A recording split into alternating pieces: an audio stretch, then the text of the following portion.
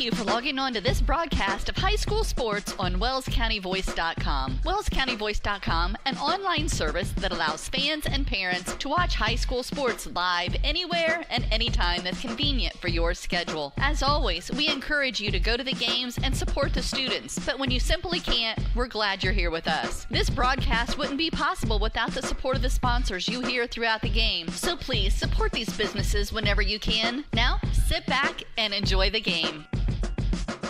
Live from the castle in Ossian, welcome to another production of high school basketball on WellsCountyVoice.com. Good evening, friends, and welcome aboard. Alongside Colin Schwartz, I'm Derek Decker. Pleasure to be with you here tonight as we get set for a 3-3 Dekalb Barons team that comes in to face a Norwell team that's on a 4-game winning streak. Colin, you were there on Monday night as Norwell took down Adams Central for their fourth consecutive victory, a 60-49 win. Outside of some sloppiness at the end, it was one of Norwell's cleanest games, not just of the year, but of the past couple of years. Really good attacking that 2-3 zone and put together a complete quality performance turned in by Mike McBride's squad. Yeah, and really, if you got to look at the second quarter, they went on a big run, 16-0 run, if I remember correctly. Going into the break, yes. Yeah, just real smart basketball. They sent some blood in the water, and they got going. I mean, this is a team that can really shoot the ball, as we saw on Monday night. They can put the ball in the hoop. It should be a fun one here tonight. Yeah, it really should. These two teams have gone back and forth over the years. Dekalb comes in winning 3 of their last 4, suffered a 2-point loss to Dwenger, which was a game Norwell played very tight last week. Norwell won that game 42-38. Dwenger beat Dekalb 50-48. So there's a lot of similarities between these squads. This is a Dekalb team that has a ton of experience. They start 3 seniors and 2 juniors. That's something, Colin, that reigns true across a lot of the different teams in the Northeast State Conference. Yeah, and coming into an environment like this is one of the tougher places to play, I think, in the conference, really. So, having that upper class leadership, if you will, coming into a place like this, a Friday night, we got the band in here, pretty good turnout so far, and we still got a few minutes till game time. So you got some leaders on the team that may know how to handle different environments. This is Billy Ann's Supper Pub pregame show. Billy Ann's Supper Pub is located in downtown Bluffton and is your local choice for Tex-Mex, some of the best burgers in the area, and some of the best American food as well. That's Billy Ann's Supper Pub, located in downtown Bluffton. 1971 conference champion football team and basketball squads were honored here. Between contests, Norwell won the JV game 51-36, and the freshmen lost to Snyder tonight 60-20. This is a Dekalb team that comes in under new leadership. Marty Beasley, longtime coach at Carroll. Colin had all kinds of success up there. He's got over 300 wins. Him and Mike McBride know each other well. Of course, Lisa McBride spent some time as the girls' head coach up at Carroll. So those two guys go back a long way. They're personal friends off the floor. But I think new leadership here under Coach Beasley after a 9-12 season under Rod Cohn last year, and this team's headed in the right direction. Yeah, and we were kind of talking before we came on air here about how good both coaches are for both teams tonight. So, coming in, this is historically a close game. I expect nothing less tonight with two coaches that know how to counterattack. They know how to coach to their team. They can feel the flow of a game. So it should really be a fun one here tonight. Yeah, and I think that's probably the best point, Colin, is that both of these two teams and the two coaches understand what their teams are good at and how to attack opposing teams. Over the last 35 years, Dekalb leads by a slim 19-14 margin. Norwell led by double digits last year going into the halftime break and ended up falling 63-56, part of their 5-game losing streak to open the season. But that was a completely different environment. Up in Waterloo last year, no visiting fans were allowed, home fans only, and it was just parents. So a very limited capacity environment up there. Had a fun time. It was a Friday night. This game always gets played on a Friday night, and it's so great to be with you here on this particular Friday night from Ossian.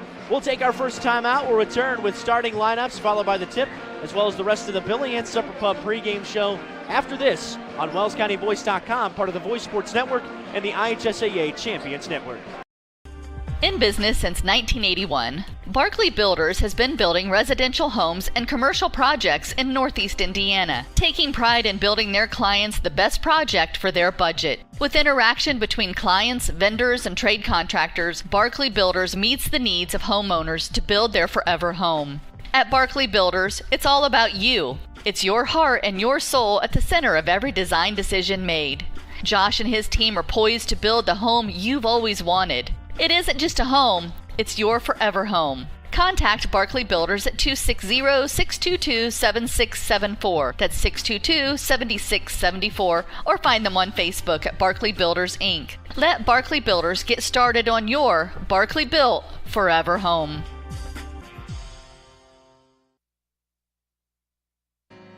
Hello, Tim Steffen Financial Group. It's been said nothing is certain except change. We must adapt to change to stay safe and move forward. What changes have there been in your life? At Steffen Financial Group, we would like to work with you and help with your future planning. Call me, Tim Steffen, or Michelle Stoller, 260-824-8175. Steffen Financial Group, 110 West Cherry Street, Bluffton, Indiana. Retirement, investments, savings plans. Steffen Financial Group can also assist with your personalized Medicare supplement, health, life, and long-term care plans. 260-824-8175. Steffen Financial Group. Solid planning, local service, professional advice. Securities and insurance offered through Thurston Springer Financial, a registered broker-dealer, member FINRA and SIPC, and Indiana Insurance Agency. Tim Steffen is a registered associate of Thurston Springer Financial and is doing business as Steffen Financial Group. Tim Steffen and Steffen Financial Group are independent of Thurston Springer Financial.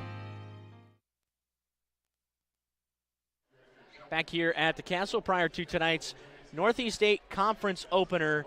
Colin, this game always has a lot of intrigue to it just because it's always tight, but it's always the first game of conference play as well. So a lot rides on the line for two teams that play in a very competitive Northeast 8 conference. And you want to get out to that good start. Like you said, it seems like the NE8's always pretty close throughout the course. You don't want to get down, especially for Norwell, a home game tonight. You don't want to waste one of your home ones. A Friday night, you got a packed student section. So, I keep harping on it, but it should be a fun one. All right, let's join now the Norwell Pep Band, directed by Corey Kelly, for tonight's national anthem.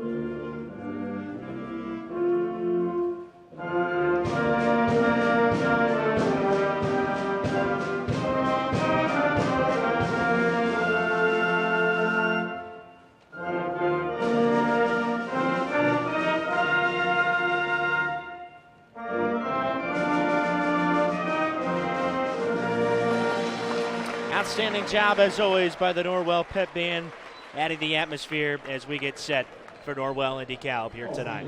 Let's get you set now with the starting lineups for tonight's contest. We'll start with the Barons of Dekalb out of Waterloo, opening tonight's conference matchup with the following starting lineup. It's Donnie Wiley, a 6'3 junior, alongside Brantley Hickman, a 5'9 senior, Jackson Barth, a 6' senior, Alex Leslie, a 5'11 junior, and Connor Penrod inside the 6'6 senior for head coach Marty Beasley in his first season at Dekalb with a record of 3-3 coming into tonight, and an overall record of 319 and 200 in 23 seasons after 16 years at Carroll and 6 years at Garrett.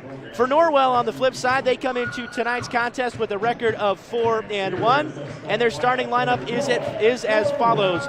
They start two guards. At the first guard, Leighton Bailey, a 5'11 junior, alongside Luke McBride, a 6'2 junior. At one forward, it's Jake Parker, a 6'3 junior, and Luke Graft at the other forward, a 6'1 junior. All of that around center. Brody Bolin, a 6'3 junior, for head coach Mike McBride in his 6th season at Norwell, an overall record of 77 and 49. and at Cherubusco for 12 years, add all those years in, and he's one game above 500 at 196 and 195. Norwell comes into tonight following a 60-49 victory earlier this week in a makeup contest against Adams Central. Dekalb off of that 2-point loss on the road at Bishop Dwenger. Connor Penrod led the Barons in that game with 17 points. Alex Leslie chipped in 10. McBride led the Knights on Monday night with 27 outstanding points. Norwell shot it a great percentage from deep. That's the key to watch as we get set to go here tonight. It's the three-point shooting for both squads. They're both right around 40%, Colin. That's a huge storyline heading into tonight. And whichever team shoots it better from distance is going to have a decided edge. Lucas Everett, Crane Hearn, Nate Meshberger are our three officials here for this conference matchup tonight. Tip is up, and it's won by Brody Bolin. And off we go here from the historic castle on a fun Friday night in Ossian. Luke Raft in Norwell attacks in white. Dekalb defends in black with the red trim. McBride in the white arm sleeve tonight, and Norwell will open things up. It's kind of a pack line look from Dekalb guarding the paint, up and under move, and Brody Bolin gets the scoring underway with a nice move down low. If Brody Bolin can consistently do that all night, that's going to be very helpful for Norwell, not to only have to lean on the three-point shooting, but being able to go down low and attack their big man, who's their kind of their stud, their player. Yeah, Penrod averages 14 points a game, 6 boards a game as well. And driving to the baseline with an off-balance runner that's no good was Alex Leslie. Norwell has the rebound. Dekalb one and done. Now, speaking of Penrod, Colin, that's a guy that's shooting 68% from the floor. A lot of his shots come close to the rim. He's really improved his mid-range shooting ability as well. McBride gets stuffed by the aforementioned Penrod, and Dekalb comes up with a loose ball. Fun atmosphere here tonight, and a really nice crowd on hand. Honored the 71 football championship team prior to the game here tonight. So a lot of those folks and family members are in attendance, as well as the freshman and JV squads. There's all kinds of stuff going on here at Norwell tonight. We've got a Christmas choir show going on in the auditorium across the hall. Middle school dance tonight as well. A lot of action here on the campus of Norwell High School as Brantley Hickman knocks down the straightaway three. He's now 5 of 7 from distance this year. The team shoots 41%, and the Barons take their first lead. Nice pass from Parker, and Graft goes up strong but can't get it to go. Bolin kept the rebound alive, but eventually yanked down by Brantley Hickman. Good defense by Graft, or by McBride on the interior. These are two teams that match up so well. You can see it, but you can already tell by the early pace of this game, it's not going to be a run and shoot kind of game. Conference games typically are lower scoring and defensive minded, and that does not figure to be any different here tonight. With the no shot clock, you just want to look for your best shot. Just don't turn the ball over, get a good shot, high percentage shot, and that's how you live in these conference games. And it really has been a staple of Coach Beasley's tenure over the course of his career, all those years at Carroll, and of course some time at Garrett as well. But it has been a patient offense and a really long, good defense. Doesn't quite have the athleticism that he had at Carroll here on this Dekalb team. But again, a guy that gets the most out of his players. Long possession here as Penrod catches it at the free throw line. And Hickman is calling for a screen, but he won't use it. Good defense by McBride. And his possession's got to be going on 60 seconds. Crowd getting into it now. Down the lane, altered by Bolin, but Penrod there for the putback. With Bolin attacking the boards, that left him wide open for an easy putback. Oh, heck of a screen set by Bolin at the three-point line on the other end. Now Bailey wide open in the corner. And Bolin once again keeps it alive but knocks it out of bounds. A couple subs coming in for Dekalb in Bryce Dobson and Caden Pettis. Colin Bolin's been very active on the boards, really on both ends of the floor through the first few minutes. Yeah, I mean, that's what you like to see out of your big guy. He's not normally your top producer, and he has Norwell's 2 points. He's setting picks. He's being active on the defensive end, on the boards. Just, someone who's not going to overwhelm you with basketball talent, but a very hard worker for sure. Yeah, and understands how to play the game. And right. Physical player. Talk about the football guys so often. Can't wait to see him go up against Chris Hood again at East Noble later this season. Here's a three in the corner for Jackson Barth. And we talked about the hot three-point shooting, and it has not been different tonight. Barth is the best three-point shooter on the team, close to 50%, and it's 8-2 Barons. Halfway through this first quarter, Norwell scored on their opening possession with a Bolin basket in the post. Now McBride will pull up, get fouled, and rims the three, no good. But when McBride goes to the line, it's almost a sure bet, and he's got three coming his way. Pettis picks up the foul. We also talk about this too, and it won't be different here tonight. These two teams are not teams that are going to foul a lot. This is going to be, should be at least, unless there's a lot of turnovers or something like that, an easy game to watch, flow back and forth, not a lot of stoppages. Well, we even saw that on Monday night, Derek. It was real easy to watch. With Norwell and Adams Central, but not a lot of fouls there until about the last 60 seconds. Right. Triple header at Adams Central, which Norwell took 2 games out of 3. Lost the freshman game by 3 points. First 2 are good for McBride. Ashton Federspiel, the 6'4 sophomore, is into the game for Norwell as he replaces Luke Graff to give him a breather. So McBride will slice the lead to 3 thanks to a trio of foul shots, and it's 8-5 Dekalb. Not a ton of contact on that foul from Pettis, but got him on the shooting arm, and anytime you touch that on a shot, it's going to get called. Here's a good find to the corner from Barth, who steps to the wing and misses a 3. Bolin contesting for it, kept it alive. Man, Bolin's been really good early on. McBride pulls it down. Bailey from distance, and we're knotted at 8. Leighton Bailey has shot it 42% on the season from distance, and all of a sudden Norwell has rattled off the last 6. Good sequence here from Norwell. You can feel the momentum here in the castle, a packed house. Let's see if they can keep it rolling here on the defensive end. Yeah, very nice crowd on hand, as we mentioned in the pregame here tonight.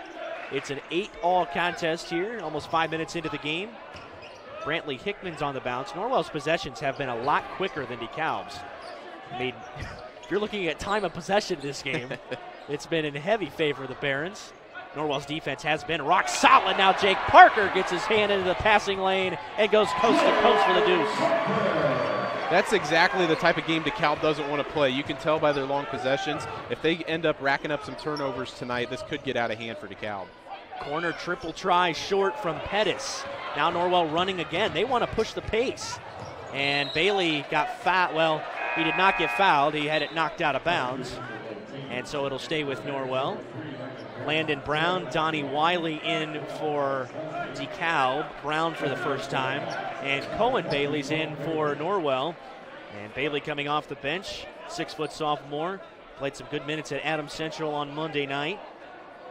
Cohen's a real key, I think, off the bench for Norwell going forward over the course of the season. Someone who can knock down some shots. We saw it on Monday night, Derek. Yeah, confident player.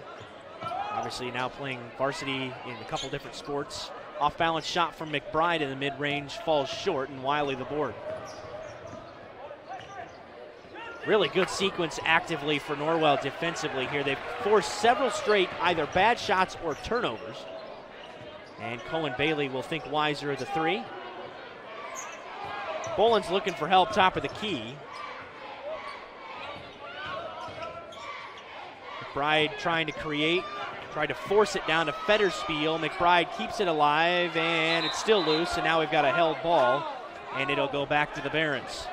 And something we have not seen a lot through the past few years, it feels like, really since Will Geiger days, is Norwell playing this fast. They're being active on the defensive end. They're looking to push.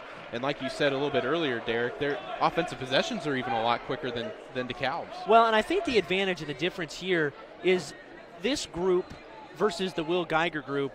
Obviously, that was the complete package. Yep. And we talked about if that state tournament gets played out, they've got a real shot to make it to Indianapolis. But this group is more of a shooting talent. Right. And I think where they've come a long way, and they shot it really well last year. It's just they're a young team trying to figure out how to close out games in crunch time, which they've already done a better job this year, save for the opener against Mississinawa. But where they've really come a long way and where Mike McBride will tell you he's proud of is this defensive team's intensity has just grown immensely over the first 5 games and a lot during the second half of last season as well. Pettis just throws it right to Federspiel. And that's 3 out of 4 possessions in a row that have turned into TOs for DeKalb. Cohen Bailey spots up. He was left unmarked and swirls home the 3. I'm telling you, if Dekalb turns the ball over like this, it's going to be a long night for them. We talk about how both teams can shoot, but we saw on Monday how Norwell can really get out and run and get on a nice stretch, a 16-0 run. That's going to happen to them tonight if they turn the ball over. Norwell has scored the last 11 here in this one. They trailed 8-2. It's now 13-8. We'll step aside and be right back on WellsCountyVoice.com. Are you taking the first step towards a healthier you, or are you just tired of the same workout? From beginners to fitness veterans, the Greater Fort Wayne YMCA is the place for you. We offer a full range of workout equipment, personal trainers, certified instructors, a full line of classes, an indoor pool, and so much more. Have peace of mind when you work out with childcare available. The Greater Fort Wayne YMCA is so much more. Join today. Visit fwymca.org. Back here at the Castle, Derek Decker with Colin Schwartz. Colin, you just said at the break, feels like this might be a game of runs. That's what happens sometimes when you get two teams who can shoot it well from distance involved in playing against each other. I mean, we saw how the game started. Dekalb got up 8-2. We're looking good. And then they started to turn the ball over, and Norwell's taken advantage of those turnovers. They have a lot of points off of turnovers, it feels like, they do. Especially here in this last 11-0 run. And it's really been in transition. They're getting to the wings.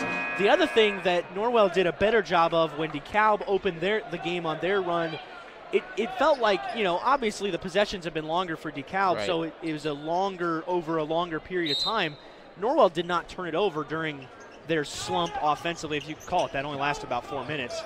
But it was really, the run was jump-started by McBride being fouled on a 3 and then making all 3 free throws. So a bad foul by the Barons, and in fact it's the only foul this quarter with a minute left, and that kick-started this 11-0 spurt from the Knights. That's Donnie Wiley from the corner, and Wiley doesn't take very many of them. He's only taken 5 all year, but Colin, that's now his 4th make. He's 80% from distance in a limited sample size. That's how you know someone's really looking for a good shot and they're not forcing anything. There's several guys like that on this group. Obviously, Hickman, who already made one in this quarter, is 5 for 7 from 3. I mean, that is just astounding. I mean, yeah, you probably can't keep those numbers up, but it's just a reflection of fighting to get the good shots and not settling for bad ones. Norwell's got it on the hip here, and DeKalb's going to let him do it. This brings back some memories. Not good ones. Well, that's a subjective answer, but I think we could both agree on that one. Under 10 seconds to go. Bailey from the corner. The youngest Bailey misses. McBride hit the floor first, and that's why it was not off of Wiley with a second left. So a heave coming here from the Barons, as long as they can get it in cleanly. Got to go the full length here. They will get it in. One dribble. That'll count if it goes, and it hits the basket. I don't know. Actually, that looked like it could have had a decent line. Probably was going to be too deep. Anyway, we're through one. It's 13-11 after an entertaining first quarter on The Voice. When looking to sell or buy a home in Wells County, it's so important to work with an experienced full-time agent from the local area. I'm Bev Grish, and I'm beginning my 24th year helping families in the real estate business and would love to guide your family through the process. When you choose to work with a local agent who knows the Wells County market, you are a step ahead. I have built good working relationships with local lenders, realtors, inspectors, contractors, and appraisers, and it helps the process go smoothly. Whether you are buying your first home, a larger home, investment property, dream home, selling a long-time family business, or downsizing into retirement, I'm here to help. Heartfelt thanks for supporting me 24 years in the real estate business I truly love. Bev sells Wells at 466-1822. Back here at the Castle after one, the student section theme tonight is White Lies here right before Christmas, and some of them are packed with innuendo. It has been entertaining looking at some of the shirts tonight. So it's a white out, White Lies. It's a fun night, fun atmosphere. One of the toughest places to play in the area. Norwell went just 6-4 at home last year after a 10-14 season against some high-quality competition. Norwell starts the second quarter with the ball. and leading 13-11. It was an 11-point run, the difference in that first quarter by the Knights after trailing 8-2 out of the gate. Starters are on the floor right now for Norwell here to start this second quarter as Jake Parker looks at it in the corner. Parker over some contact, and Brody Bolin goes over the back on the rebound. First foul against Norwell in the game. My grandpa was a high school basketball referee for quite a while, and he always throws a fit when people say over the back foul. Look, it's not an over the back foul, but he went over the back and him. pushed to get the foul. And that's right. It's not an over the back foul, but it is. He went over the back to get the foul. I will often say that while we're watching a game together just to make him mad. Well, I'll stick to baseball and football. In the corner it goes for Dekalb, and in the game is Caden Pettis, who was coming off the bench to start that first quarter. Came off about halfway through the first frame. Been some slow possessions from the Barons, and Norwell has made him pay. Oh, they miss Pettis on a wide-open back cut, but Penrod will hit it from the elbow. And whenever you have a big man that can step out and shoot it, I mean, you don't even have to be able to shoot threes. Just be able to shoot it a little deeper. You have to respect it. I mean, that's just tough to guard. Well, that's the biggest thing I had in my notes coming into tonight was that he has improved his mid-range shooting ability from last season when these two teams played. It was not Penrod who made the big difference last year, but he was a factor. Jake Parker splashes a straightaway three.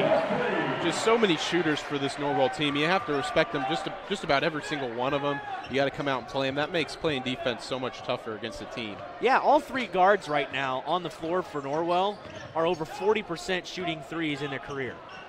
And that is just difficult to guard. It's just anybody can do it. That's a difficult shot there from Pettis. A loose ball and last touch by Dekalb. Let me just say, we talked in the first quarter about how well Brody Bolin's played. That was an excellent defensive play by Brody Bolin. He went driving in there, and Brody Bolin stayed straight up. He kept his feet down, and there was a lot of contact, but really good no call, really good defense there from Bolin. Alex Leslie comes back into the game for the Barons. Leslie averages 9 points a game, the biggest facilitator of offense on this team, with 3 assists tonight. Bolin is never going to take that shot. Bailey trying to probe, dribbled it and lost the handle, but got it off to Parker. Little disjointed possession here from Norwell, although Bolin is open on the right side of the lane. You can really see Dekalb trying to protect the paint. Bolin falling away. McBride crashes for the rebound. Tries to do it all himself, missed everything, grafts the putback, and he's onto the line. A little bit disjointed, but I don't know if it's just me or it seemed like Norwell has been a lot better on the board so far tonight, and that was a big showing of it right there.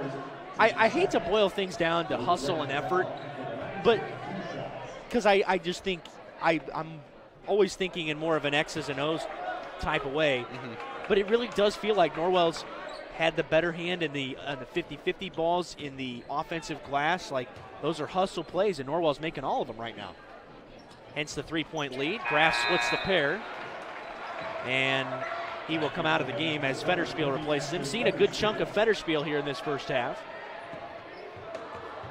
Ashton's another one of those guys that comes off the bench that's got good size, can play in the paint for Norwell, and has developed well over the course of his first 2 seasons at the varsity level.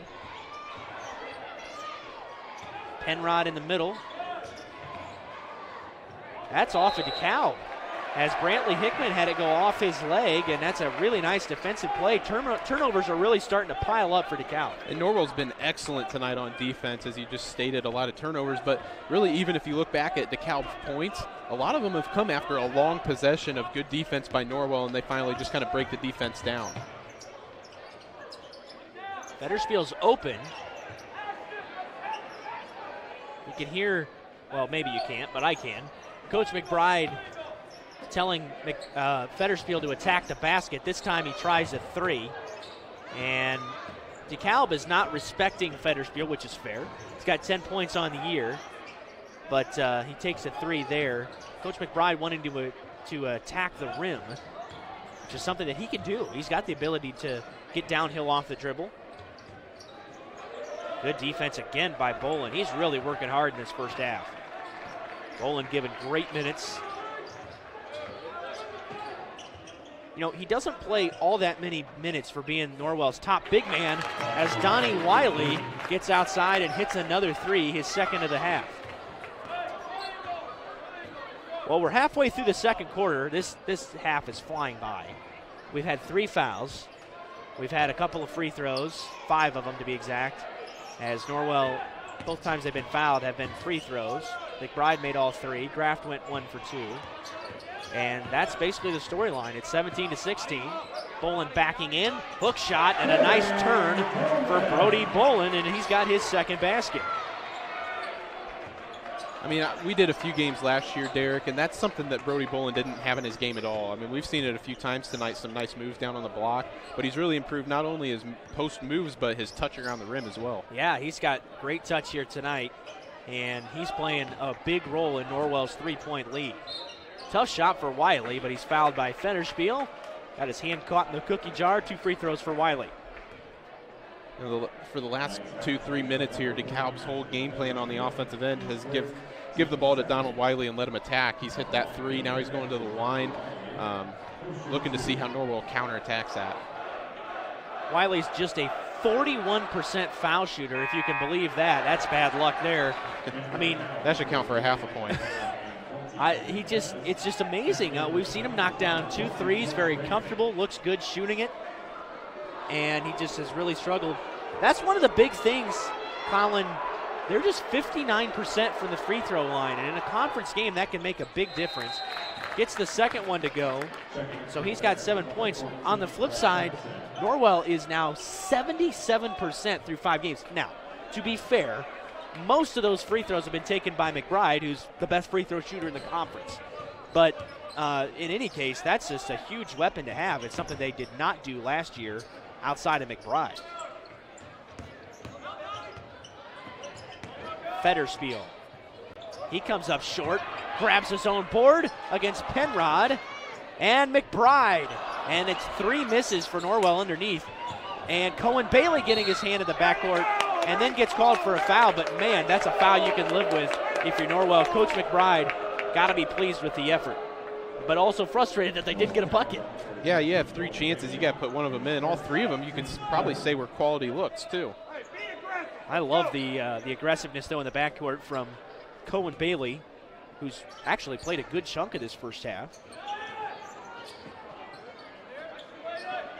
Norwell applies some token backcourt pressure, and now Bailey slips, so they've got a 5-on-4 if they hurry. That's the downside of not playing a fast transition game, is you lose your man advantage possibilities, and that was knocked off of Leslie last. So Norwell gets it back, leading by 2. Even though it's a 2-point game, Colin, it feels like Norwell's kind of been in control in this second quarter. Which probably makes you feel a little bit better as a DeKalb fan. No kidding, exactly. I mean, if you can get into the half and you're down a possession or 2, you feel really good about your chances in the second half. Get to the break and regroup. Bailey just steps back and tries a 3. And crashing for the board was Penrod. Contact with Parker as he hit the deck. I really like the way this game's been officiated. I do. I was about to say the same thing. They've let contact go. That's how it should be in conference play. No kidding. Let the game flow. You always hate seeing a foul fest in a free throw shooting contest in a conference game especially. Right. Here's a steal for Parker. His second time he's done that, and he goes coast to coast again. And it's a 7-point night for Parker, and Norwell's back up 4. You know, we don't have the luxury of having live stats or anything like that. It's really a shame. I'd really like to know how many turnovers DeKalb has and the points Norwell has off of them. It feels like a majority of Norwell's points have been off turnovers. Yeah, it is getting transition buckets. Penrod can step out and shoot that, but he misses this time. Bailey tosses it off of Dobson in front of the student section, much to their delight. Norwell gets it back once again. You know, the Knights have dominated on the boards. And we've talked about Connor Penrod's ability to shoot shoot the mid-range shot a little bit, and he's been a better shooter this year. But I think if you're Norwell, that's a shot you're going to live with. The big man taking a step-back three. I think I would, if they're going to beat us like that, that's okay. Bolin looking for McBride, spins something with English on it, misses the elbow jumper. Bolin did not challenge for that rebound as he went and got a foul the last time he did that. Under a minute to go in the first half. In a 4-point game.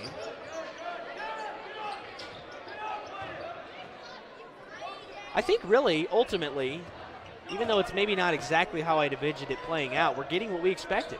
Yeah. I mean, and again, if you're Dekalb, you got to feel good because they have not played their best basketball, I'm telling you. Oh, man, Mike McBride's not pleased with that one. I think it's against Bolin. Yep, it's against Bolin, and that's number 2. I don't know about that. Yeah, the way this first half has been officiated, I can't say I agree with that one. They've let a lot of contact like that go, and it felt like the ball had already been knocked loose. Hands on hips from Mike McBride, talking to Crane Hearn over there on the sideline.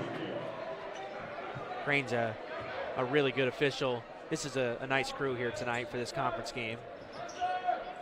Crane travels a long distance to come up and do these games. Bailey gets the steal. Norwell's got an advantage here. Getting ridden up the floor. Called a foul against Leslie, and that's number 2 on him. And 2 free throws coming for Leighton Bailey. And just another turnover, Derek. I mean, once again, most of Norwell's points have come off of turnovers now. Bailey 5 of 6 from the line this year. It just seems like such a plain thing. Like, you know, any basketball fan can be, you got to turn the ball over less. But it is actually turning into a story here tonight for DeKalb. Yeah, they've got to be in double digits or close. Feels like they've turned it over on about half their possessions. And it's been a limited possession game anyway. Good recovery in the half court by the Knights, and I'm guessing DeKalb will hold for the final shot. Trailing by a half dozen. Norwell fans come to their feet here. DeKalb throws it away. Boy, they are just shaking and all out of sorts on offense here tonight. And, you know, we've talked about how they want to take long possessions. You got to wonder if that full court press from Norwell's just speeding them up a little too much. 6 seconds to get it off here. Sub coming in for Pettis. 6.7 to be exact. Pettis will replace Leslie. It gives them a little bit more length here on defense on this final possession. I would almost thinking about fouling once they get into the front court. DeKalb's got 3 fouls to give. So I would foul McBride as soon as it gets into the forecourt. That's what they're doing. They're trying to do it. They knocked it loose. McBride off balance. And the first half comes to an end. So not great execution there at the end of the first half by DeKalb. But they limp into the break, trailing by just 6. It's 23-17 after 16 minutes of play. And we'll come back with a halftime show after this on The Voice. At Corrective Chiropractic, we offer individualized treatment plans for patients of all ages, from infants to elderly, and even during pregnancy. Have you ever experienced a workplace, sports, or auto accident, or just suffer from chronic pain? Corrective Chiropractic can help. Knee, neck, shoulder, or back pain, headaches, migraines, allergies, muscular tension. Corrective Chiropractic can help. I'm Dr. Josh Bell from Corrective Chiropractic. We welcome patients from Bluffton, Yoder, Decatur, Bern, Montpelier, and the surrounding areas. Schedule your appointment today at 260-353-1400 and let Corrective Chiropractic help you along your journey to health and wellness. Corrective Chiropractic, 360 North Main Street, Suite A, Dutch Mill Plaza. Feel and function better. Cleaning One Incorporated, your cleaning specialists. They offer a great variety of cleaning services, commercial cleaning, cleaning windows, strip and wax floors, clean carpets, complete sanitizing of facilities, floor repair or replacement. They will also schedule a PM maintenance program. At Cleaning One, your security is their top priority. They do a complete background check on each of their employees so you can feel good about letting them into your homes. For more information, Give Rob a call at 260-409-2564 or give Bob a call, 260-403-7676. Or you can simply send them an email at officeonecleaning@yahoo.com. Cleaning One Incorporated, your cleaning specialists. Is filled with fabulous golf courses that offer a variety of experiences and are as diverse and distinct as the regions they're in. And there is one right here in your backyard that you shouldn't miss. Green Valley Golf Club, located at 2635 East, 150 North in Bluffton. You deserve a little time on the greens, so book your tee time, brush off your spikes, and get ready to play. Green Valley Golf Club, located at 2635 East, 150 North in Bluffton, just east of the Stone Quarry. Head on out to Green Valley to hit some balls on their driving range or putting green. Call 824-4510 to reserve your tee time. Green Valley, where your friends play. Did you sprain your ankle playing with your kids last night? Have you had a nagging pain while training for an upcoming race? Or do you have an upcoming surgery? Indiana Physical Therapy understands how important and valuable your time is to you. At Indiana Physical Therapy, we can schedule you within 24 hours at any of our 19 convenient clinics. With trusted results, you can count on Indiana Physical Therapy to get you better, faster. You don't need a referral from your doctor, and all insurances are accepted, including Anthem. IPT is your choice for physical therapy. So what are you waiting for? Call Indiana Physical Therapy right now at 260-209-2464 to schedule an appointment, or go online to indianapt.com. Indiana Physical Therapy, where people go to get better. Nick Huffman, a Bluffton High School graduate, is ready to help you buy, sell, or build your dream home. If you're ready to start a new chapter in your life, now's the time. With historic low interest rates, houses are moving at lightning speed. Whether you need single-family, multifamily, agricultural, commercial, property management, mixed use, or land development, give Nick a call or text at 827-8255 or send him a message on Facebook at Real Estate by Nick Huffman. Nick is located at the Steffen Group at 107 West Market Street in Bluffton. His number again is 827-8255. Bluffton Roofing Incorporated prides themselves on developing a long-term relationship with their customers, listening to their needs and suggesting the proper course of action, be it preventative maintenance, repair, or replacement. Bluffton Roofing and owner James Worth are GAF certified and are certified weather stopper roofing contractors. Bluffton Roofing is fully insured, protecting you and your home. Call 824-3564 or 307-6313. Bluffton Roofing Incorporated. Quality first home improvements. Good evening, Norwell basketball fans. My name is Nathan Shelton. As an advisor at Shelton Financial Group, the thing I enjoy most is talking to our clients about what matters to them. As our clients prepare for and enjoy retirement, some enjoy spending time with their grandkids, some prefer to travel the world, and for others, it's giving of time and resources. As you think of and prepare for your retirement, we'd love to talk with you either virtually or in person at one of our office locations in Austin or Fort Wayne. You can also call us at 260-436-7006. Nathan Shelton, investment advisor representative of USA Financial Securities, member FINRA SIPC, a registered investment advisor.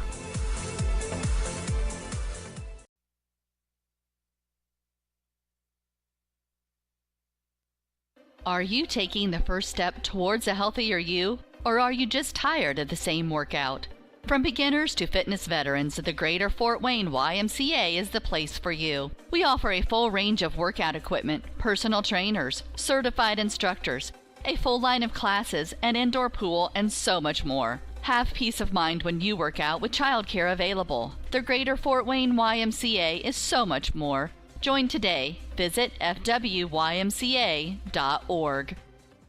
When looking to sell or buy a home in Wells County, it's so important to work with an experienced full-time agent from the local area. I'm Bev Grish, and I'm beginning my 24th year helping families in the real estate business and would love to guide your family through the process. When you choose to work with a local agent who knows the Wells County market, you are a step ahead. I have built good working relationships with local lenders, realtors, inspectors, contractors, and appraisers, and it helps the process go smoothly. Whether you are buying your first home, a larger home, investment property, dream home, selling a long-time family business, or downsizing into retirement, I'm here to help. Heartfelt thanks for supporting me 24 years in the real estate business I truly love. Bev sells Wells at 466-1822.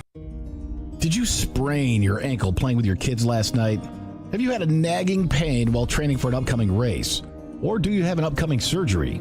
Indiana Physical Therapy understands how important and valuable your time is to you. At Indiana Physical Therapy, we can schedule you within 24 hours at any of our 19 convenient clinics. With trusted results, you can count on Indiana Physical Therapy to get you better, faster. You don't need a referral from your doctor, and all insurances are accepted, including Anthem. IPT is your choice for physical therapy. So what are you waiting for? Call Indiana Physical Therapy right now at 260-209-2464 to schedule an appointment, or go online to indianapt.com. Indiana Physical Therapy, where people go to get better. Now back inside the castle, Norwell leading 23-17 at the break with Colin Schwartz.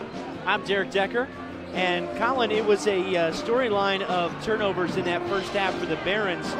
Really, it's hard to believe this is only a 6-point game. It certainly feels like Norwell should be up more. Yeah, that's exactly what we were just talking about a little bit earlier. I mean, this is something, too, that you got to watch, because this feels almost like it could be a little bit of a danger zone for Dekalb. If Norwell comes out here and hits a few shots, hits a few threes, and really gets into it, gets up by double digits, they don't play fast enough, really, where it feels like they can play a lot of catch-up. So they're going to have to clean it up real quick, and, I mean, they're going to have to score some buckets here and not let this get away from them. Well, and the other question is, too, and the point to be made is that Norwell's so good at finding different ways to win. We saw them do it and kind of take the air out of the basketball when they need to. They can go on long possessions, too. Right. That's a strength of this ball club, and Mike McBride knows it.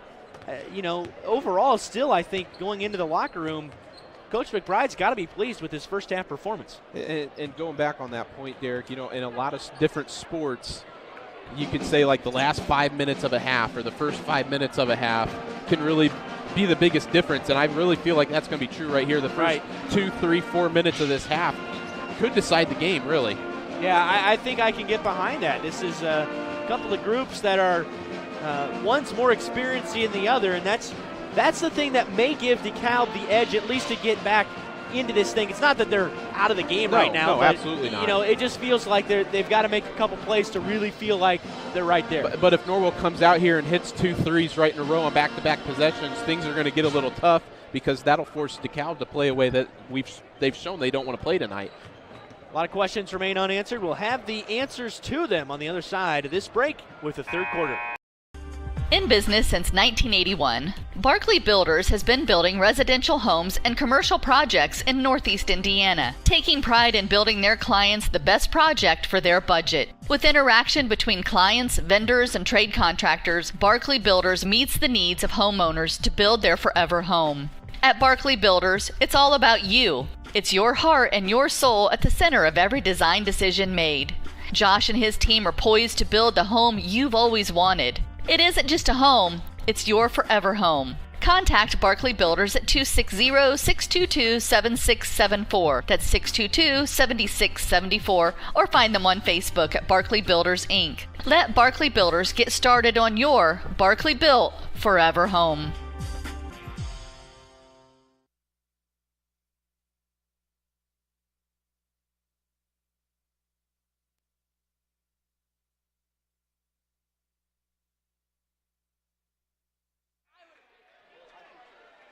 Back here in Ossian, if you're just joining us, it is a game where DeKalb actually led this thing 8-2 right after the opening tip, and then Norwell ran off 11 straight and has not trailed since.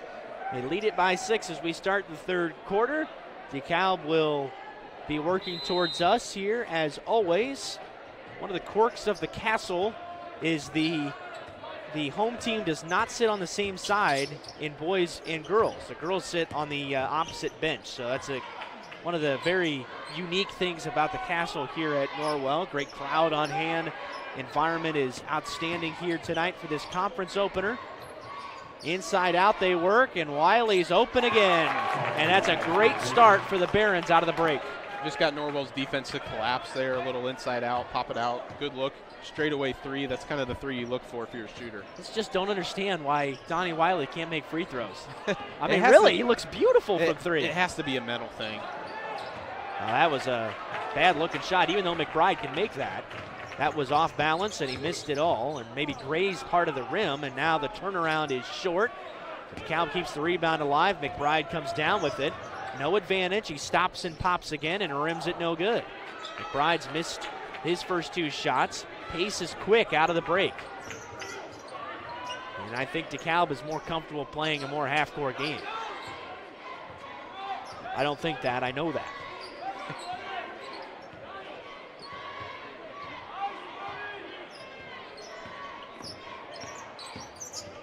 Down low, the reverse for Leslie.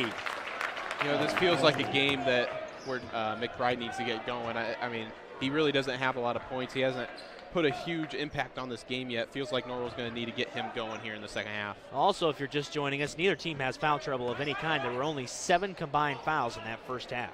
Parker, a high arcing three. They talk about that weapon for Norwell. Parker has his second three of the night, and he leads all scorers with 10. I was about to say, he seems like the guy that's, you know, kind of picked it up for Norwell tonight. You don't have McBride putting in his normal 10, 12 points, at least not yet, and Parker's really picked it up for Norwell. McBride doesn't have a bucket yet. He had three free throws. That's it. He's the leading scorer almost in the conference. He averages 19 points a game for the Knights, over 20 a game last year. And we talked about it last time, about his stamina. He's played 157 of the 160 possible minutes coming into tonight. He played all 16 minutes in the first half tonight. This does not come off the floor ever. Oh, nice spin off the window for Leslie, and he's got his second bucket of the quarter. The Calbs come out in the second half and gotten what they wanted. They're not turning the ball over. They've gotten good looks on every possession. This is exactly what you want to see if you're a Baron fan. Raft. Low to the ground. Difficult shot, +1. I mean, that was one of those, no, yes moments for Norwell. I mean, that was really not a very good shot, double team, but we talked about it a little bit on Monday night, how strong of a kid he is, and he showed it once again there, working through some contact. Finally got a foul against Penrod. Again, foul trouble's just not been an issue for either team. McBride clanks the free throw, but got his own rebound on the tap back from Parker. Norwell up 4, trying to build on that lead. Bailey spots up, count it! Norwell's got their largest lead at 7. That was a 5-point trip. Those are the kind of plays that make the difference in a conference game, is 5-point trips, not getting a defensive rebound. And Dekalb has really struggled in that department tonight. Is cleaning up misses from Norwell, a lot of second chance points. I was about to say, you know, we've talked a lot about turnovers. We really didn't touch on rebounding, which has also been something big tonight. Wiley controls it, and he finishes through contact. And both teams starting to make plays in this third quarter. Yeah, this has been an entertaining start to the second half. Both teams are playing well, getting what they want, getting good looks. Well, Donnie Wiley's got a dozen now for Dekalb as Pettis comes back in. So does Federspiel. That's been an interesting matchup tonight, who Norwell's been playing on Dekalb. They've kind of gone from Graf to Federspiel. Really, nobody's been able to stop them so far tonight, though. Well, he's 1 for 2 from the foul line. Wow, that wasn't even close. But Pettis grabs the board. And they work it out to Barth. And he misses the 3. Well, that could have equaled what Norwell just did. It was a 5-point trip for the Knights. Now McBride just shovels it towards the rim. Federspiel finished it, but there was a whistle and a foul against DeKalb, and McBride's going to the line. Kind of feels like McBride's pressing a little bit. He's trying to force some shots up there. Just if you're McBride, you can get going at any time. Just make sure you're taking good shots. Don't force anything, because I mean that's about the 3rd shot tonight. It feels like he's really forced. And he just got bailed out with a foul right there. He did. One thing we know he can do is make free throws. Yep. 89% coming into tonight. These 4 tonight now make him 27 for 30 on the year. Quick math, that's 90%. Right? I wasn't listening. 27 for 30, is that 90%? Yep. Hey. That's Norwell math. 33-26. So even though Dekalb has found a little bit of success offensively, Norwell still leads by 7. They're pulling their share on that end of the floor. This second half kind of feels like Norwell's type of speed a little bit more. DeKalb's gotten good looks, but it hasn't taken quite as long. Pettis way off. And he's checking his hands, saying it slipped out of his hands. He's holding his hands open. I don't know if that slipped off or he's got... It's just like baseball, Derek. Whenever you make an error, you got to look at the glove. Yeah, right. Check that out. The whole play.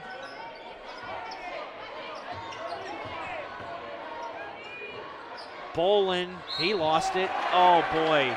Penrod gets called for the foul, much to the chagrin of Marty Beasley.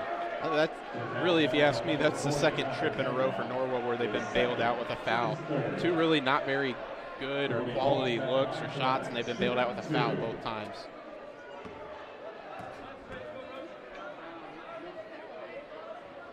Well, Bolin can't convert on the free throw. Looks like Norwell's going to use a timeout right here before the second free throw. 30-second timeout. Keep it right here with 3:36 left in the quarter. 7-point Norwell lead. But even when Norwell feels like they're about to make a play to extend things, they just can't. And that's partially just being in a conference game, but the other part of it is playing against a much more experienced DeKalb team. Yeah, it's been really an entertaining start to the second half here. I was a little distracted there. I was watching Coach Beasley. He's kind of giving it to the ref a little bit, got restrained a little bit from the assistant coaches. Maybe something to watch here as the fouls have kind of tightened up here in the second half, it feels like. Well, Beasley is a very under-control coach, and Nate Meschberger was the official that made the call, and he went over and had a discussion with him, but Beasley was red hot about that. Not that Penrod's in foul trouble. I mean, it's not that it's a huge impact. It's just putting Bolin at the stripe. He did miss his first free throw. In fact, this is just his second and third foul shots of the year for Bolin. He was 40% last year. Another kid who really struggled in this department. Back end coming for Brody out of the timeout. Both teams with still 4 timeouts. He missed them both. But look at Cohen Bailey track down the rebound.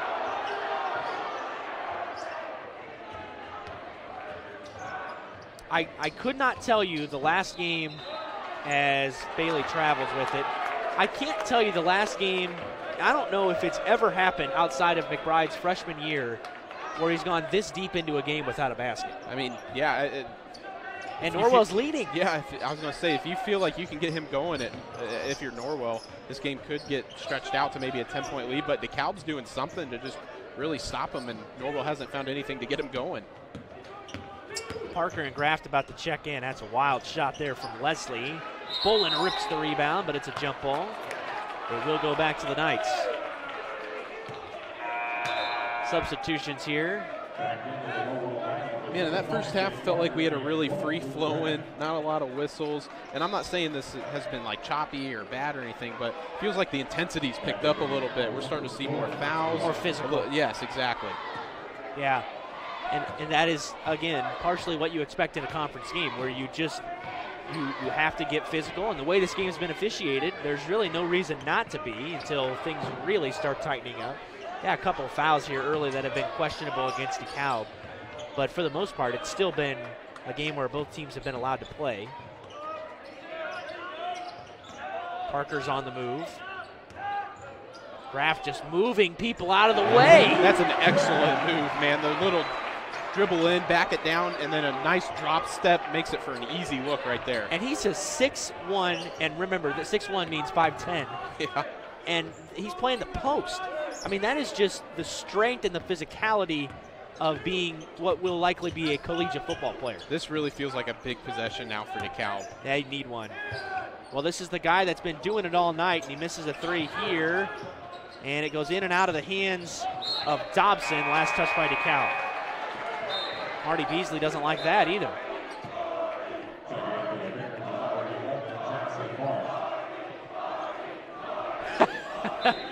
Yeah, well, the student section giving it to him a little bit. Owen Bailey's back into the game. I think part of the problem, sometimes when things happen and they pile up, it can be this, if it's the same official, and it has been, and it's been Nate Meschberger that's been getting the earful. Nice pass down low. They go to Graft again. Easily blocked by Wiley. Wiley, see, that's the thing. He's listed at 6'3", and it looks like he's got about 6 inches on Graft. But anyway, Wiley's a lengthy guy, long arms. This feels like danger zone for DeKalb right now. It does. If Norwell can, especially if it's McBride, Norwell has to burn a timeout. I'm actually kind of interested at that timeout call. It's a 30-second timeout. We'll keep it here once again with 1:57 to go. Coach McBride's philosophy on timeouts is that use them only when you absolutely need them before the fourth quarter. And so didn't want to lose that possession. Like I said, I think he can feel it too. Yeah. If they could get a bucket here, stretch this up to double digits, you could really get yourself going, especially going into the fourth quarter. DeKalb just, I don't know if they have enough firepower to come up against a double-digit lead late in a game. Well, it would be the first time tonight that Norwell had stretched it to double digits. This is their largest lead. All things considered, this has still been a well-played game by the Knights. As low-scoring as it's been. I think it's been, really, outside of turnovers, it's been a well-played game by both teams. Right, DeKalb has just given away some possessions, and that's the difference. And this game would be so close.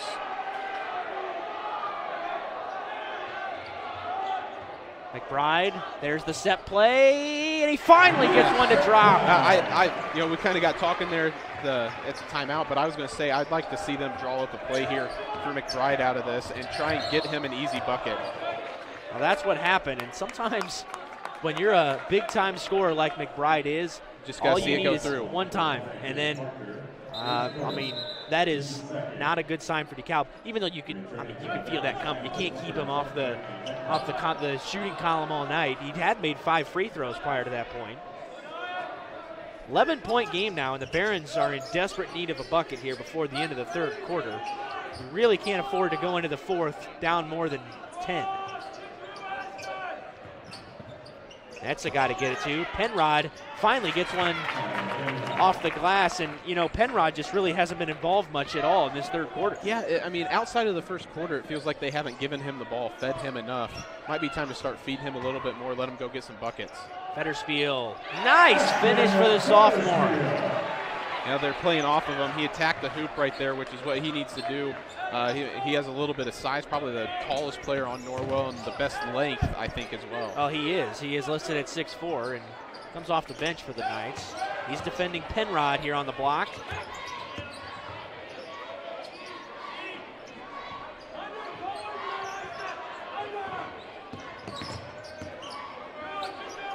Leslie. One-armed rebound by Bailey. Coach McBride telling him to push it. And Bailey does so, and now will settle it back out to Parker with 35 seconds left in the quarter. Well, if they don't apply pressure here, they're going to play for the last shot. Well, they should. Yeah, we talked about it in the first half. Norwell can go into this, long possession, really slow down a game, but shorten a game at the very end of the day. And Norwell looks like they're going to have about a double-digit lead here going into the fourth quarter. And they can really shorten a game like we saw on Monday night. They can. Norwell crowd into it once again. McBride has his pocket picked, and Hickman is fouled, but they'll wave the bucket off. And the Baron fans cannot believe it. That's a good call, though. That would have been NBA continuation. Well, to the chagrin of DeKalb, but that's a really good call. It is, and I think the problem is he did get fouled a second time when he made the bucket, but the foul was called well before that. Lucas Everett waved that one off, and a foul against Luke McBride. But that's not good for Norwell because they had a chance to take the last shot, and McBride turned it over. They get it into Penrod, and he's fouled by Parker. Not a great end to this third quarter, no matter what happens here for Norwell, even though they lead it by 11 at the moment.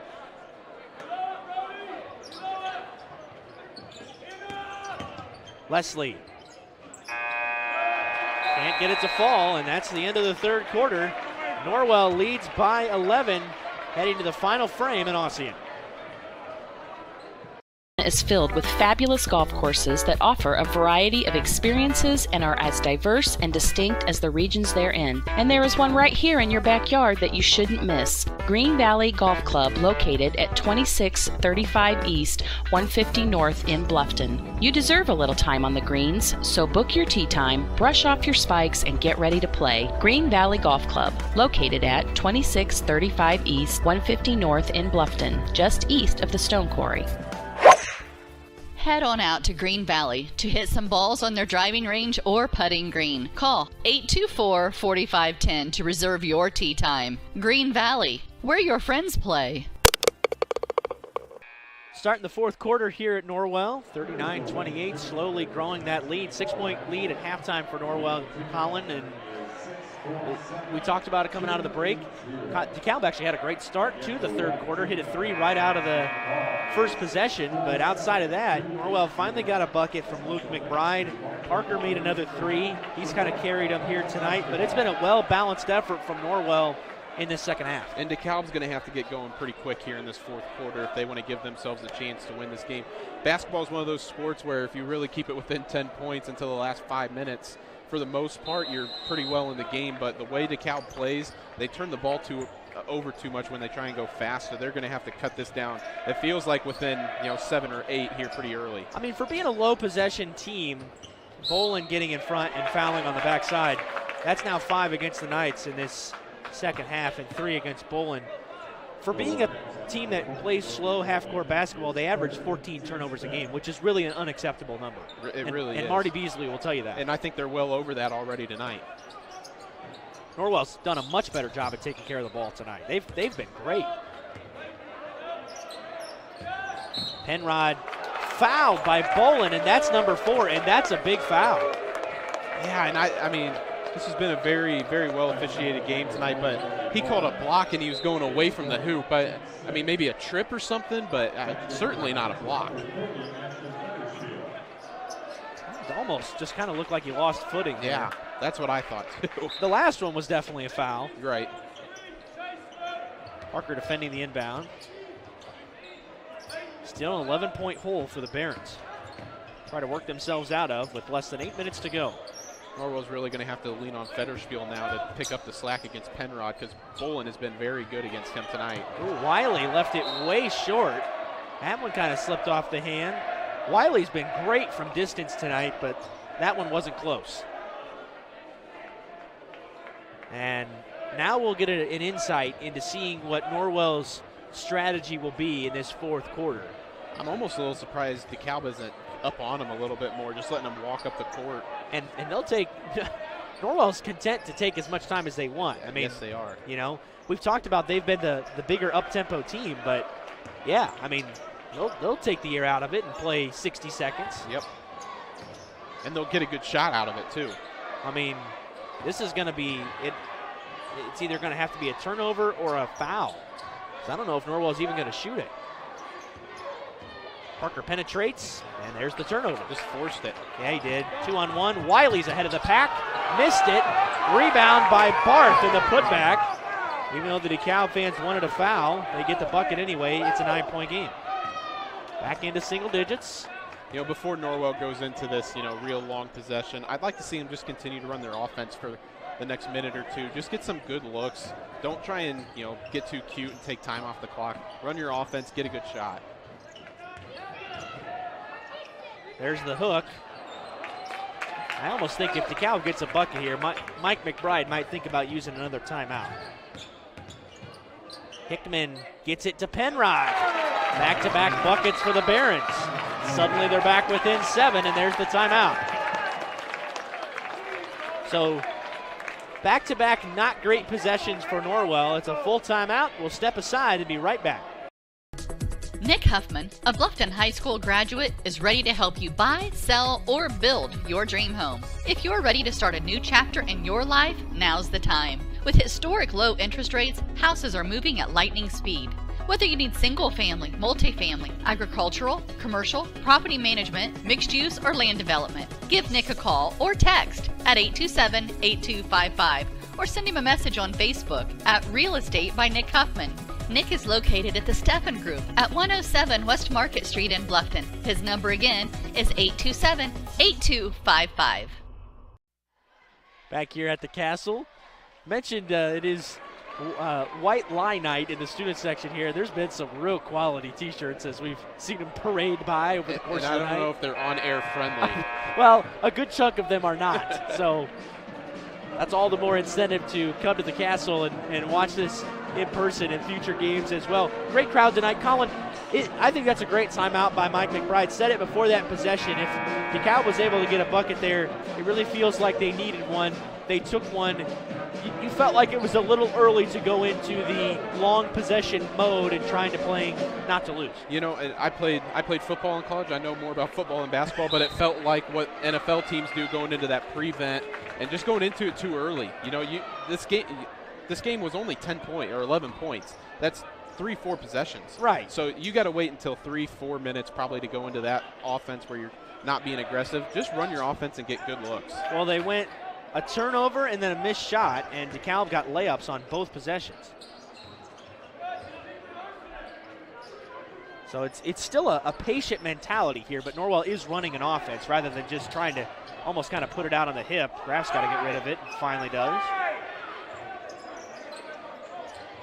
Parker's had the hot hand from outside tonight.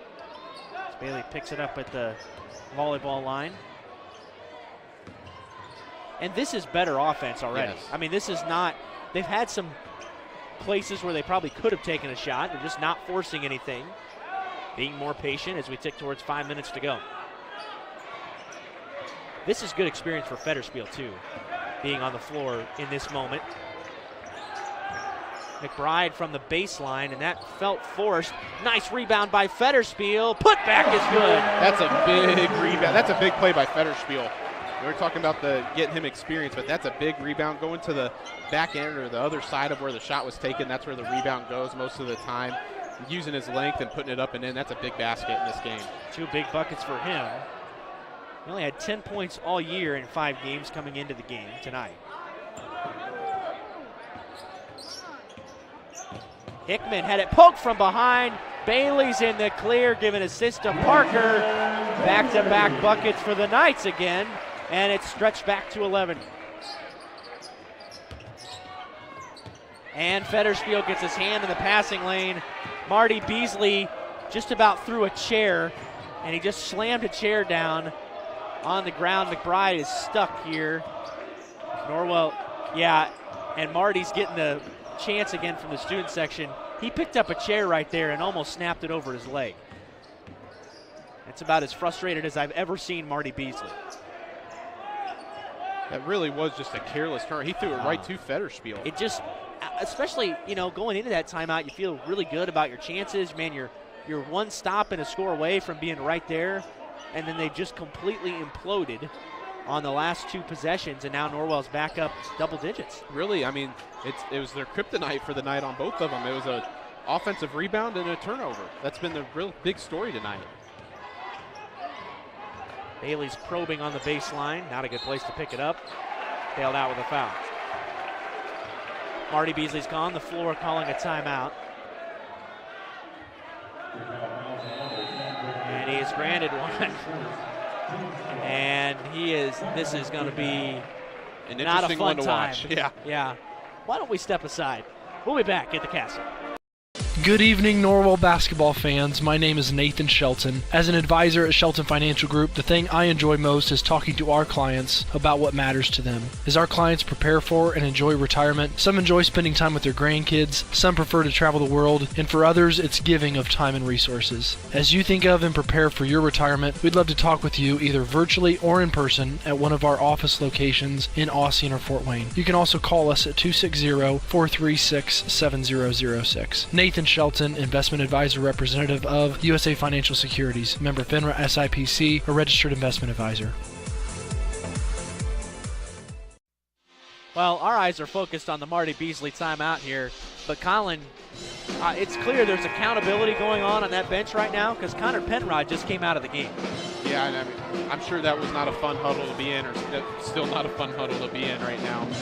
DeKalb's really, it just, like you said, Derek, they were right there. 7-point game, a stop and a bucket away from this being a tight game like we're used to in the past few years. And then what's been their kryptonite all night has been turnovers and rebounding.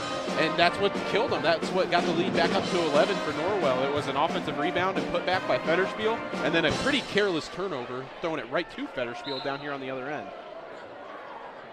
And now Norwell can be uber patient here in the last 3 minutes. Now's kind of the time when you want to go into that ice it out mode. Just put it on your hip, maybe run that little weave play that every team in the world runs. Well, now put it away. They're really trying to bring pressure here. DeKalb's gone into a 1-3-1 trap here in the half court. Norwell's handling it with ease so far. Federspiel the turn, and this man is growing up right before our eyes. Man alive, he has put in some huge minutes. He just called his another timeout. That wasn't apparently what DeKalb wanted. And Marty Beasley's frustration continues. And Penrod comes back into the game. This is a 30-second timeout. Still got 2 to work with, so it's not the end of the world. But this game is now feeling like it's out of reach. It's a 13-point game, under 3 to go. Barons are in real deep trouble here. And, you know, this hasn't been a game where it feels like anybody on Norwell's really taken over the scoring. You know, on Monday, McBride had, what, 20-some points? 27. Yeah, 27 points. He hasn't had that. He just hasn't had it for whatever reason tonight. But we've gotten contributions from everybody tonight, even Brody Bullen on the bench with 4 fouls. But right now, my player of the game might be Federspiel. I mean, he has put in some huge minutes here in this second half. Bullen just checked back in, by the way, out of that timeout. And so it is the starting lineup on the floor for Norwell. Trying to go to 5-1 and go to 1-0 in conference play, which is something that they could not say at all at any point last year, losing this game on the road 63-56. DeKalb really has to work their offense fast now. Yeah, already feels like it's taking too much time. And it's you can just clearly see it's uncomfortable for him. The turn for Penrod. And you're okay with that if you're Norwell. That took 30 seconds off the clock, and it was just 2 points. And just handle the ball well, don't turn it over, and hit your free throws, and this game will be out of reach.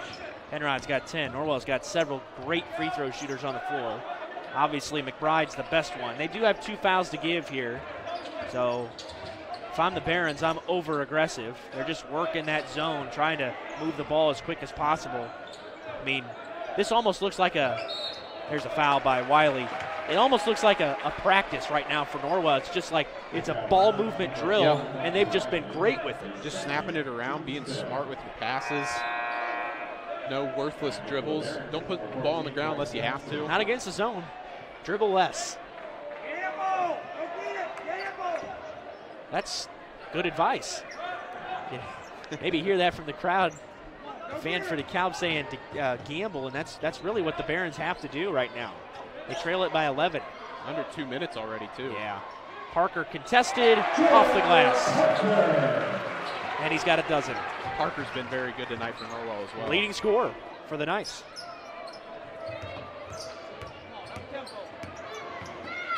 Down low, slicing through is Leslie, and he'll head to the line. There's 97 seconds to go, and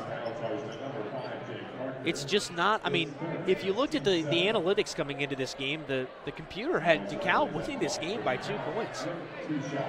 It's just a little bit hard to believe, and part of that's because it's still early in the season, and schedule strength for DeKalb has been really difficult. They do have a couple of good wins, had a great win over Northside, and a win over a ranked 1A team in Fremont as well, who's been really good this year, and they're having a great year.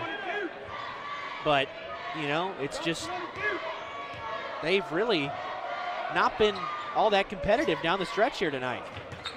Just had this thing kind of slip away from them, and Norwell's been in full control. It never felt like this game was slipping from Norwell. Every time that DeKalb made a push, Norwell had a response.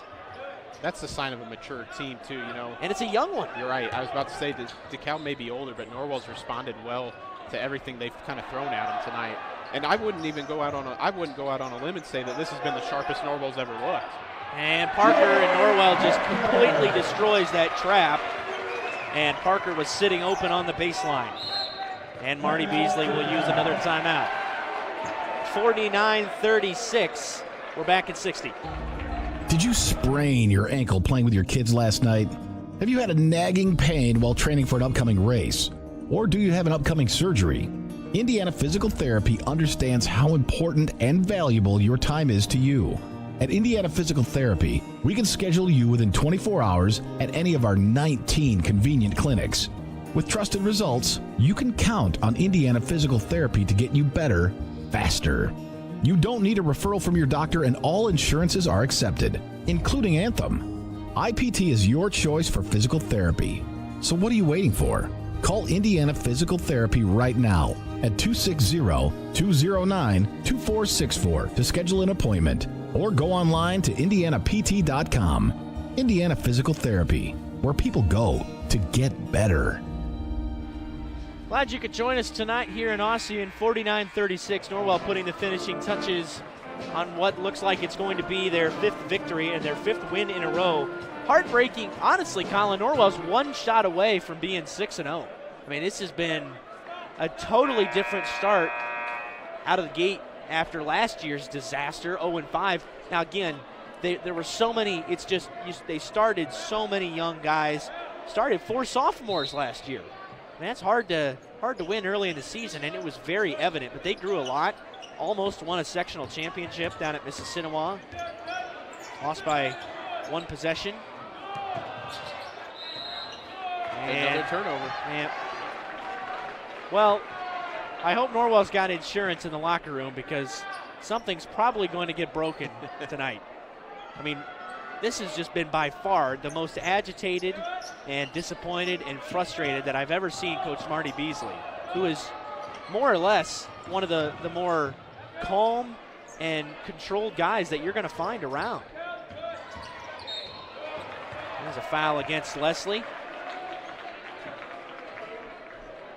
Mentioned earlier in the game, if you weren't with us, him and Coach McBride are good friends off the court, know each other well, and have respected each other for a long time. They've both been in the area, played each other for many years, obviously in the same conference now, and have battled several times.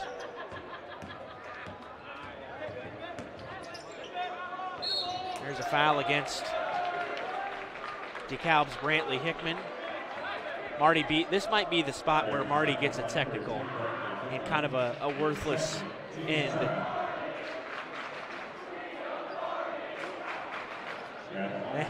Student section's really giving it to him tonight, too. You know, my experience, I played baseball for Coach McLean, who is obviously known as a pretty fiery person. Sure. And what I noticed after a loss like this, where maybe we didn't play to the best of our ability and ended up really not being close or something like that, I almost noticed that Coach McLean would be just quiet. And he after the game was over, he just wouldn't say a word. And that almost scared you even more than him going in and breaking things and throwing bats and something like that. So I'm kind of wondering if that's how he's going to end up being. Standing O for the starters that come off the floor, and Dekalb's going to clear the bench too. So Marty Beasley will respond with 37 seconds to go, and it's a 5-in, 5-out platoon here. And the starters are done for both teams, save for McBride. Federspiel's going to check in for him if he makes this free throw. All but 2 of his points. McBride has 1 basket in this game. And he's got 9 points now, so 7 of 7 at the stripe. And it's a 15-point Norwell lead. Landon Brown is into the game for the Barons.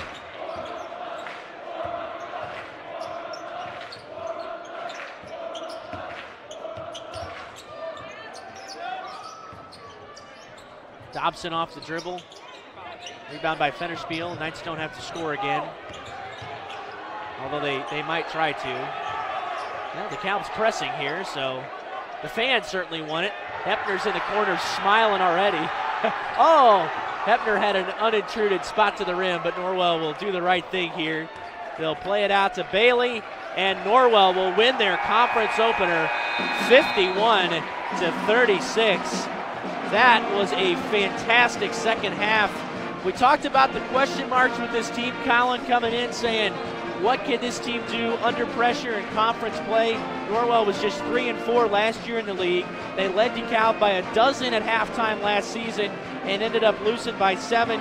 Tonight, completely different story. Leading by 6 at the break. They come out, respond nicely, and win comfortably here at home. And Dekalb came out, got that 8-2 lead real early. Norwell hit 11-0 run and never really looked back after that. Game really never felt too close in the second half, never felt really too threatened. Norwell's just a mature team. They played the way they should in the second half, except for maybe a 1-minute stretch. And Coach McBride called the timeout and fixed it real quick. And I mean, they just put this game on ice. And like I said, that I could feel it at halftime where if Norwell came out and stretched this lead out a little bit, Dekalb just wouldn't have it in them to really respond enough. And they didn't have enough firepower really to come back on it. And Norwell just put it away and showed how well they play together, really. This Norwell team has impressed me this week. I mean, yes. the win at Adams Central was impressive as well. Often you can't really say this was a complete game, a complete performance. Tonight, it really feels like, once again, even though Dekalb gave it away on a lot of possessions, a lot of those turnovers were forced by active Norwell defense.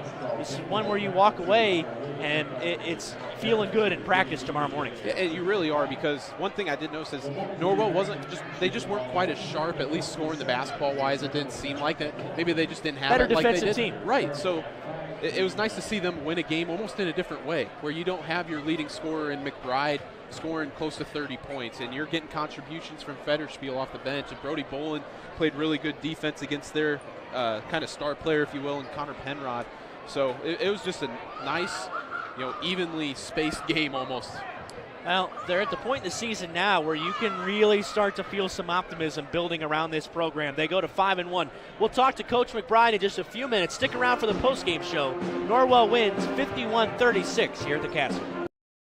In business since 1981, Barkley Builders has been building residential homes and commercial projects in Northeast Indiana, taking pride in building their clients the best project for their budget. With interaction between clients, vendors, and trade contractors, Barkley Builders meets the needs of homeowners to build their forever home. At Barkley Builders, it's all about you. It's your heart and your soul at the center of every design decision made. Josh and his team are poised to build the home you've always wanted. It isn't just a home, it's your forever home. Contact Barkley Builders at 260-622-7674. That's 622-7674. Or find them on Facebook at Barkley Builders, Inc. Let Barkley Builders get started on your Barkley Built forever home.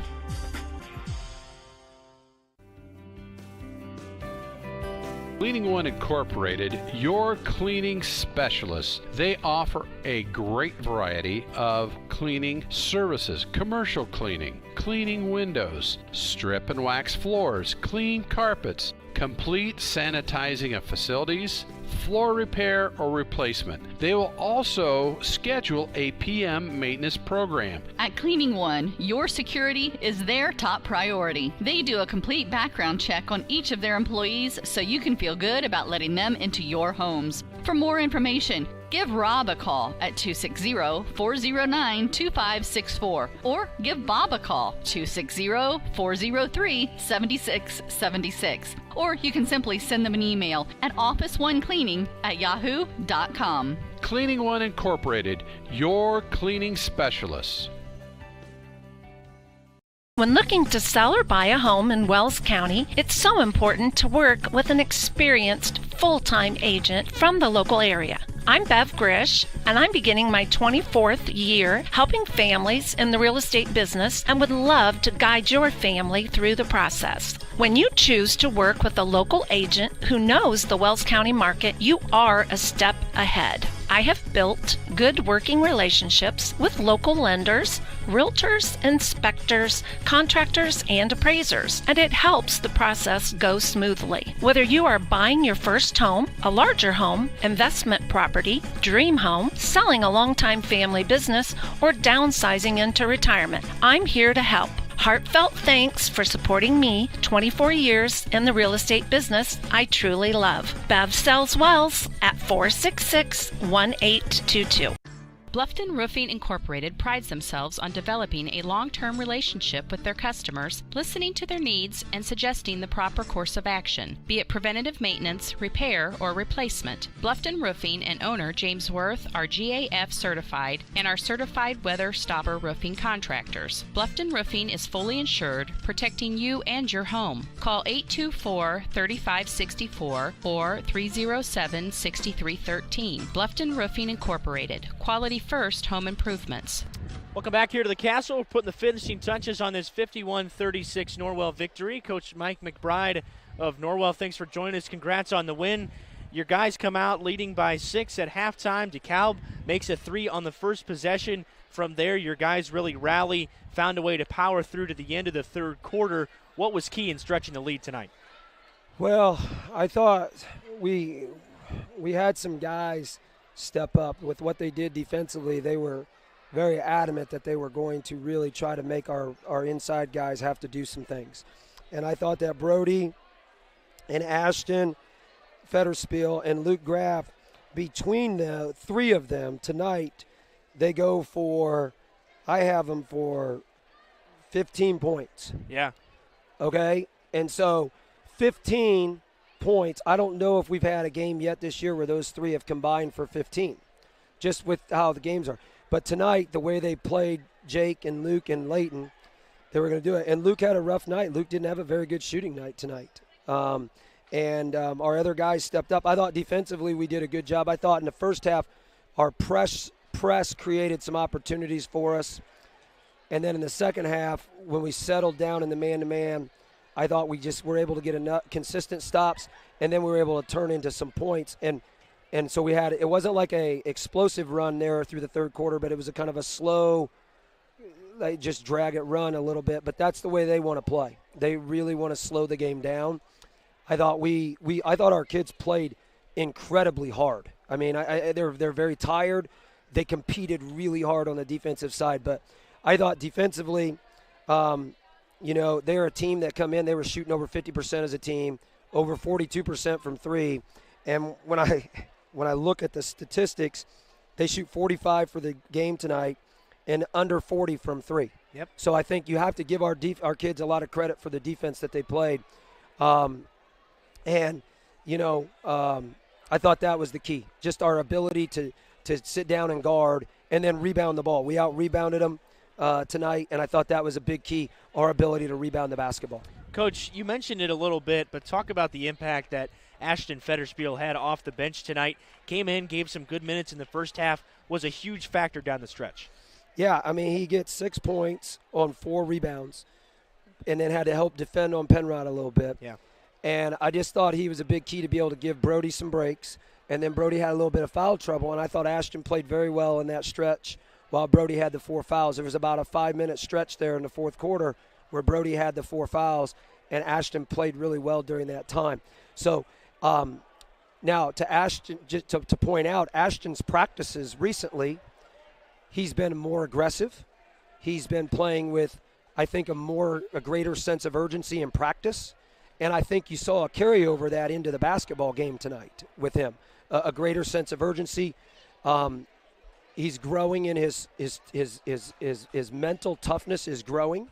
And so, again, I think it goes back to his practices, and it carried into his gameplay tonight. But he was a big key for us for sure. Yeah, and I think something else that was a difference from last year is maybe on a night where McBride goes for 9 and makes 1 shot from the field in the game, maybe you don't win games. Tonight you win comfortably. Other guys stepped up big time. Well, Parker's been playing well. I thought Parker had a great game. He goes perfect. Yeah. He's 6 for 6 from the field, 4 for 4 from 2, and 2 for 2 from 3. And, he has a great game. And again, he's put a lot of time into it. Sure. Like he's put a lot of time into offseason to get there. And then I thought Leighton Bailey had a really good game for us. I mean, they're a difficult team to play against because of how they play. They're very well coached. Yeah. Coach Beasley does an excellent job. A good friend of mine, and I have tremendous respect for him, so I will have nothing but good things to say there. They're going to be tough to beat every night in conference. And the NE8 games are hard to win. Yeah. They're hard to win because everybody competes so hard and everybody knows each other so well. And but you're right. Luke has an off night like tonight. I don't know if we can get that a year ago. But tonight, our other guys are stepping up, and we had a good balance. And, again, like I said, just a great team effort. All right, Coach, one more game before Christmas. You go down the road at the Tiger Den. You take on Bluffton, who has struggled a little bit out of the gate, but rivalry game. Yep. A lot of fun for your guys before you gear up for the Noblesville tournament. Yeah, it's going to be a good opportunity for us. I mean, it'll be an opportunity for us to get to six win in a row. We're just getting a little bit better each game. The defense is starting to come for us. So now when you're defending, if you have an off shooting night, you're going to have a chance to win the game. And but Bluffton is a rivalry game. They're going to be jacked up to play. We're going to get their best shot. We're kind of like their World Series, so to speak, and we got to be ready to go. It's going to be important for us to get a little rest here. We get tomorrow off. We can come back Monday, Tuesday, practice, go play, and then hopefully get that one, and then we can get ready for some tremendous competition down in Noblesville, which should just be so much fun. Oh yeah, there's that is a loaded field, as you know, and it starts with Al Gooden and the guys at Lawrence Central. And it is as I've had opportunity to watch a little bit of film on some of these teams. It is going to be fun. I mean, it is going to be some tremendous talent, and that tournament is going to make our kids better. Yeah. There is no doubt in my mind. No matter what happens, it will make us better. So. Really excited about the game tonight, and we'll be looking forward to getting back to it at Bluffton. All right, well, congrats on the win. Thanks a lot for coming up. Good luck on Wednesday night. All right, thanks a lot, guys. We'll see you. Norwell head coach Mike McBride following tonight's victory. Colin, we finished this thing out. Norwell wins 51-36. Your biggest takeaway from tonight? Coach McBride really said it. This is a game last year that Norwell might not win. Yeah. With McBride kind of totally agree. Having that off night, he had 9 points. It's not like he didn't do anything. He knocked down some big free throws for Norwell, but, he didn't have his best night, and Norwell got a lot of contributions from a lot of other people. We talked about Parker. He was perfect from the field tonight, a really good shooting night for him. Federspiel gave some good minutes. I thought Bolin played really good defense on Penrod tonight, really physical, and the officiating kind of helped them with that, I thought, allowing them to play. But, yeah, they looked really good tonight, and really this was an excellent week for Norwell. They looked really good Monday night. They looked pretty solid here tonight.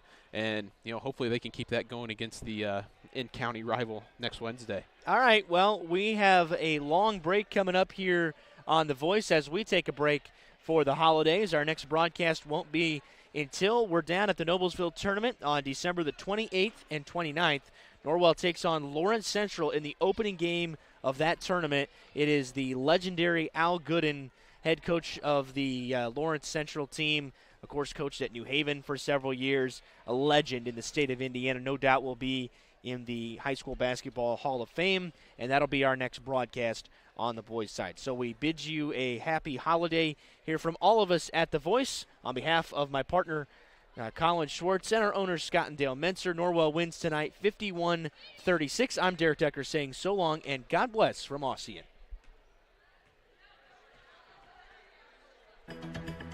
We hope you enjoyed this broadcast of high school sports on The Voice Enterprises. Remember, none of this would be possible without the continued support of our sponsors. Please use their services whenever possible, and when you see them, tell them thank you. Join us again next time on The Voice Enterprises.